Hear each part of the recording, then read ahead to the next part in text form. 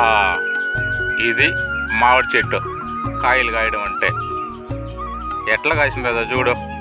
దీన్ని చూస్తుంటే ఇంకా కొంచెం చూడాలనిపిస్తుంది. అది బంగారు కొండ, మా బంగారు మామిడి చెట్టు బయదా. ఏరా అయ్యా, ఎరువులు వేసినావరా ఈ చెట్టుకో? నీళ్ళు పెట్టినావరా?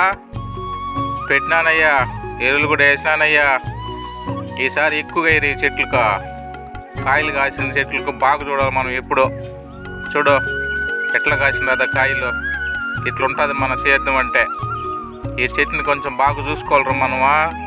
ప్రతి సంవత్సరం ఇట్లే కాస్తుంది ఇది.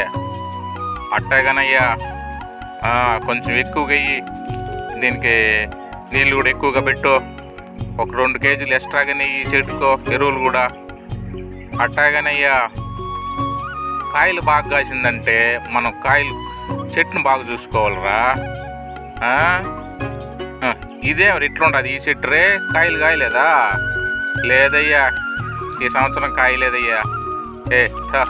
దరిద్రం చెట్టు ఇదే. దీనికి ఏం పెట్టద్దురా, నీళ్ళు పెట్టద్దు, ఎల్లు కూడా ఏమైద్దిరా దీనికి. అదేందయ్యా, చెట్టునే కదయ్యా మనం బాగా చూసుకోవాల్సిందే రే. వంత వద్దురా, చెట్లనే కాయలు కాసినప్పుడే బాగా చూడాలా.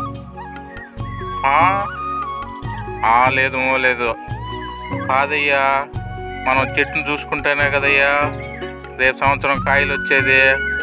అట్టాగే మనం కాయల్ని నమ్మకూడదయ్యా, చెట్టుని నమ్ముకోవాలయ్యా.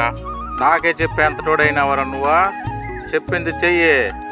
ఈ చెట్టుకి ఏం పెట్టద్దు ఈసారి. అట్టాగానయ్యా, ఏం పెట్టలేనయ్యా, తక్కువగానే పెడతానులయ్యా. సరే వస్తానురా. అట్టాగానయ్యా. ఏందో ఈ పెద్దోళ్ళు చెట్టుని బాగా కాయలు కాస్తేనే చూడాలంటారు, లేకపోతే చూడకూడదంటారు. ఇది ప్రస్తుతం ఉన్న సమాజం. చెట్టుకు కాసిన కాయలకే విలువ ఎక్కువ, చెట్టుకు లేదు. అసలు చెట్టే లేకపోతే ఈ కాయలు పండ్లు ఎక్కడి నుంచి వస్తాయండి? దయచేసి చెట్లను కాపాడుకుందాం.